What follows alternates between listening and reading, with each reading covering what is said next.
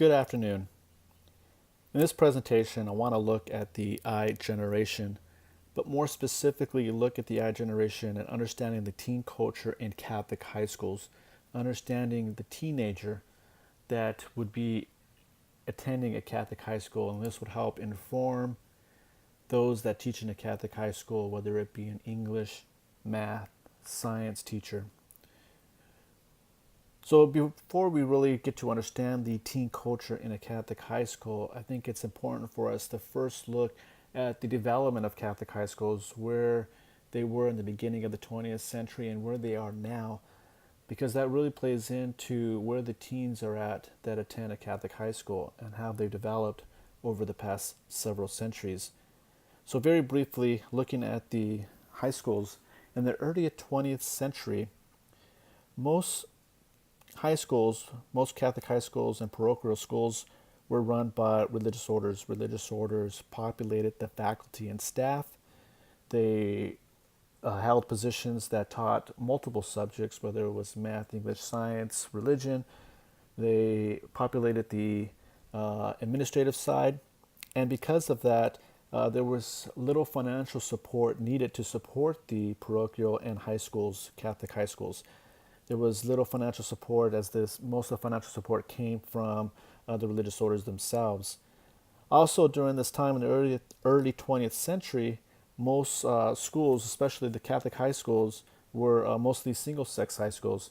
So you had the mostly all-female schools run by the religious sisters, and then you had the all-male schools run predominantly by priests and religious orders and brothers. By the time you get to the end of the 20th century, you start to see a decline in the religious orders. Because of that, that results in their less availability to staff these schools, less availability to staff those core curriculum, and also in different supporting roles. You'll begin to see that as they decline, there's less faculty serving, less teachers serving from the religious orders. And because of this, the schools had to turn more to laity. And as they turned to laity, the financial support had to increase. There needed to now have a stronger stipend, stronger salaries to support laity coming in and teaching in the different subjects. This resulted in a higher tuition and became, in many ways, less affordable to the average Catholic family. In the early 20th century, the Catholic families could send their multiple kids to the Catholic schools, elementary and high school, and be able to, although tight financially, be able to manage it in their budget. As you get to the end of the 20th century, it definitely becomes less affordable as the tuition rises to be able to support the laity in the coming in and to support the school staff and the faculty. This also resulted in the schools, the administration, to reach beyond the Catholic community. In the very beginning, in the early 20th century, you could rely mostly upon those Catholic families within the local parish and the local community sending their children to the K through 12th grade. But as the tuition started to creep up, these administrators started to see the admissions decline, and thus they had to reach out beyond the Catholic community, beyond the local community, to try to maintain those enrollment numbers. Also, during this time, you start to see now schools started to combine in their gender. No longer was it just a male high school or a female high school. In order to be solvent and to remain viable, they had to combine and become one school. And you start to see this happen in the 60s and 70s. Today, according to the NCEA, school combined gender of one gender is only 6.6% of the total of all the schools now currently in the United States. Only 6.6% are single gender in the United States. According to the National Catholic Education Association, you'll see just how much these numbers have switched since the early 20th century in looking into the past 2017-18 academic school year. you'll see that 97.4 of the schools are now staffed by laity compared to just 2.6 of religious clergy. Also, in the 1960s, you had approximately 5.2 students in 13,000 schools. And today, in 2008 and beyond, currently the numbers are just of about 2 million students in approximately 7,300 schools. A major difference in terms of both who is staffing Catholic schools and the numbers of enrollment that have drastically dropped. You see that kind of parallel, not that there's more contributing factors to the result of low enrollment, but you'll definitely see how the financial support now has taken upon paying for the laity coincides with the drop of students. Again, there are definitely other factors to play into this. Briefly looking at Catholic education in the early 20th century, most parents sent their children to Catholic schools for that catechetical formation. There was no formation happening in the parishes. It wasn't until after Vatican II that there was more emphasis placed on catechetical formation in the parish. But before Vatican II, if your child was going to receive that Catholic education, or catechetical formation, they had to go to the Catholic school. But today, it is less important for a parent to send their child to a Catholic school for primarily to receive a catechetical formation. And now you'll see, especially as they get into the high school age, parents will send their child to a Catholic school, Catholic high school, to primarily receive a academic education or to receive athletic for the athletic performance, athletic scholarships that will come out of a Catholic high school. So again, there's less of an emphasis for parents to send their child now, as it was in the early 20th century, for a primary purpose of receiving a catechetical formation in the Catholic school. James L. Heff, in his book Catholic High Schools, says, and I quote, "In a growing number of Catholic schools, it has become necessary to develop a clear sense of Catholic identity without the assistance of any professed religious." And that is a key quote from James L. Heff. Because there is less religious orders populating and staffing the schools, now there was less of an emphasis on that Catholic identity. Not that the laity cannot exert that Catholic identity, but it is definitely lacking in the Catholic schools. Very briefly now, let's look, now that we've looked at the brief history of the development of the Catholic schools and where they are now, now let's look at these Catholic high school teenagers that are populating or attending Catholic high schools. Very briefly, you look at the current generation, there are different terms being thrown around of what you would call them, but it seems as though the iGen or the iGeners is the one that is predominantly more sticking to the current teenage culture, teenage generation. Jean M. Twing, in her book iGen, says, more young Americans are thoroughly secular, disconnecting completely from religion, spirituality, and the larger question of life. Seem to be that they are less spiritual and non-religious. They have less of an emphasis to go to church, less of an emphasis to for any type of religious institution. They are less religious and less spiritual. Many are now turning to other forms of that spirituality. They're using different religions, pulling from some things that might be positive from the Buddhists, some things that might be positive from the Hindus, some things that might be positive from the Catholic, the Christian cultures, and they're taking these different things and formulating their own spirituality from them. Some of this is linked to people such as Eckhart Tolle or the New Age movement, and some of these creating their own spirituality, not necessarily supporting one religion or the other, but that there is a belief that there is something divine. Not sure what that divine is, if they want to call it a god, but pulling from these different sources to create their own spirituality. A lot of this is rooted in iGeners, and the iGen generation are rooted in this relativism and individualism what is good for me may not be good for you, but as long as it's making me happy, then it should be okay. And if it's making you happy of whatever is appealing to you, then go for it. It's that individualistic and relativism that is really at the foundation of their spiritual and religious beliefs.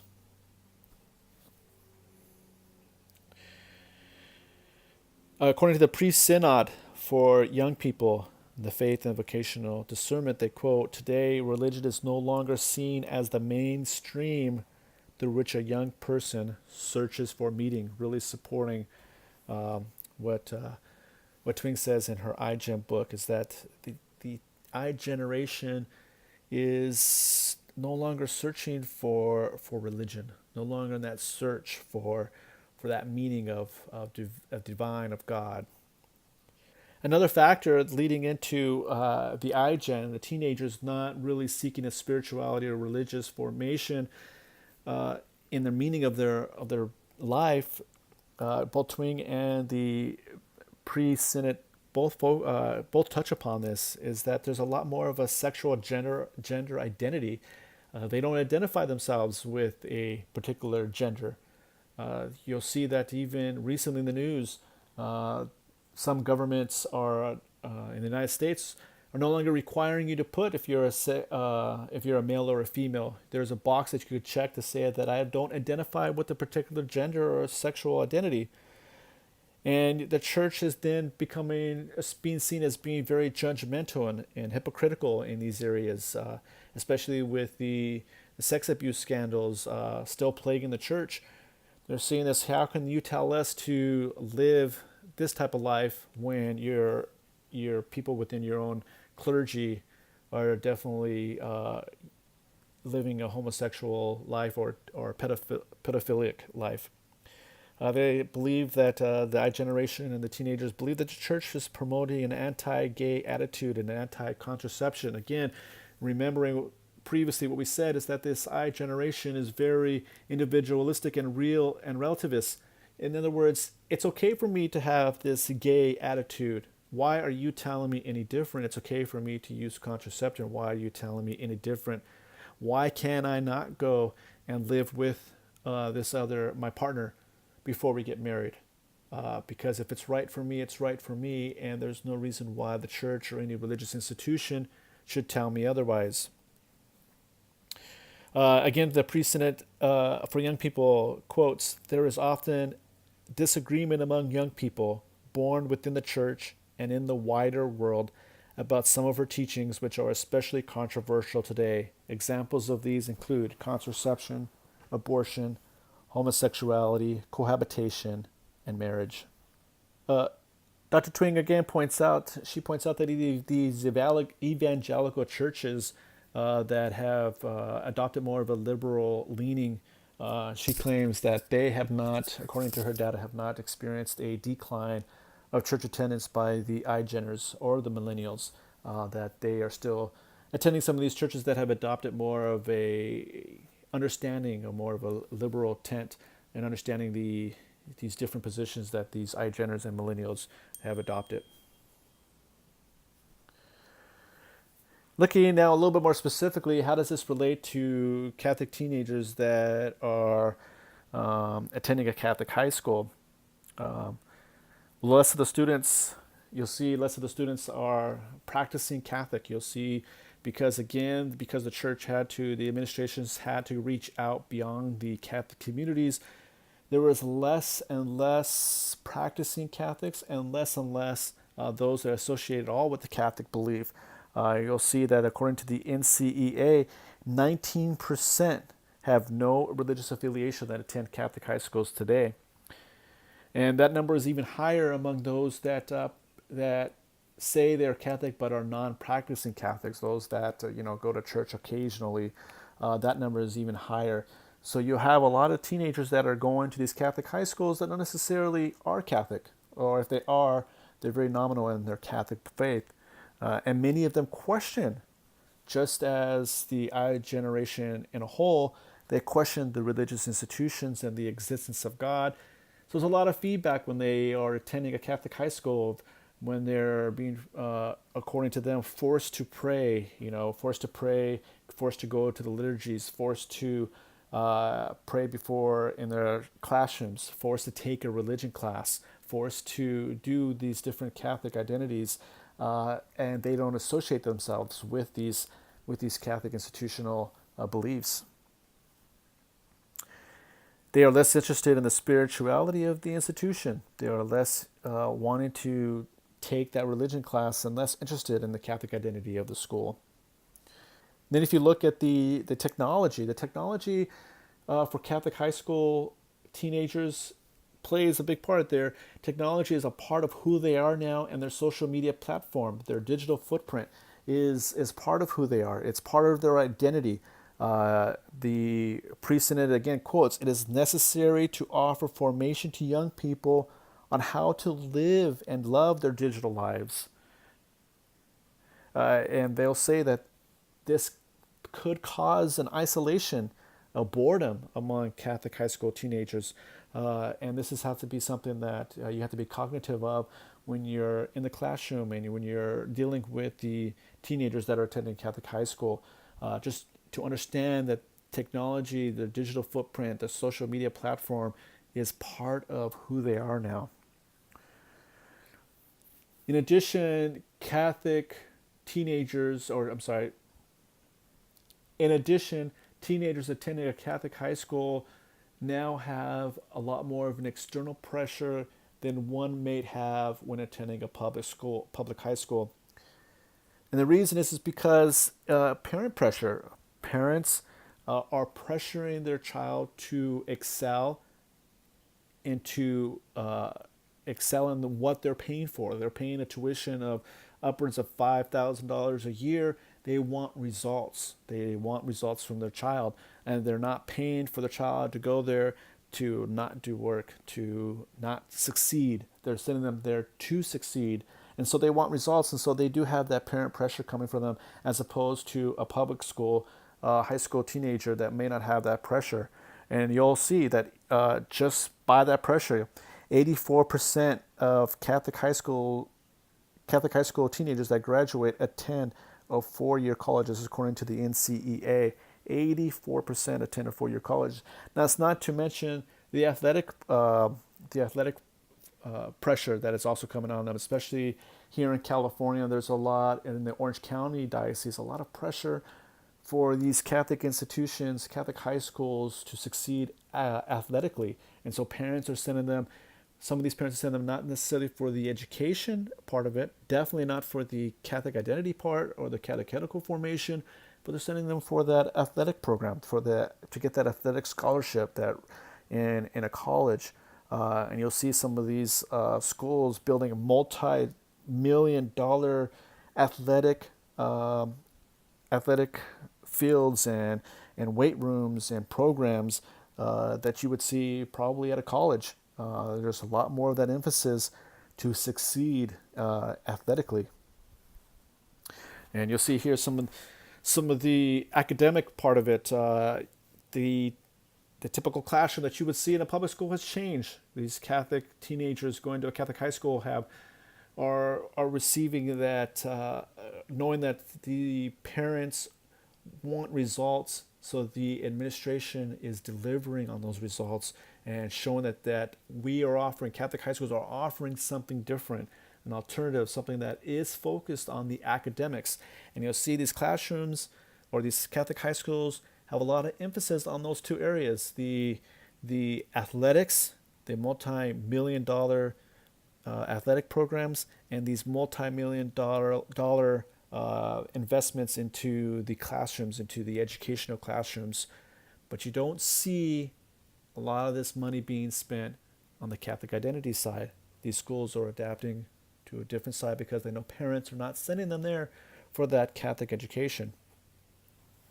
What this means is that Catholic high schools are less affordable for the poor, the poverty, the lower middle class, and it's more of the upper middle class now sending their kids to Catholic high schools. And you'll see this according to the NCEA. There is a drop in urban Catholic high schools from 47.9 to 40%. more recently of schools are in urban areas. And then if you look at that on the other end, there's a 25, it used to be 25%, is an increase to a 38.9% in suburban schools.